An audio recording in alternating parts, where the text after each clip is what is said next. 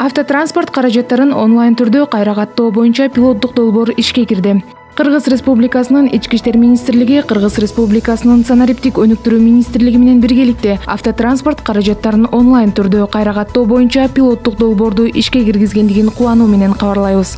Онлайн кайра каттоо үчүн ИИМдин УНА мамлекеттик мекемесинин бөлүмдөрүндө УНА фото видео кароодон өтүшү керек. Визуалдык текшерүүнүн маалыматтары базада 30 күн сакталат. Азыр бүгүнкү күндө биз РСК-24 РСК банк менен чогуу иштеп атабыз. РСК-24 приложениясына кирип, жакта услугасы бар, регистрация транспорта. Ошол жака кирип, Face IDден биринчиден өтөт. Экинчиден никелүү болсо жубайынан макулдугун алат. Үчүнчү кадамда сатып алган жарандын пин жеке номерин жазат. Сатып алган адамга уведомление келет, ал подтверждать этип төлөп, уведомление келет. Сиздин номериңиз жана техпаспортуңуз даяр.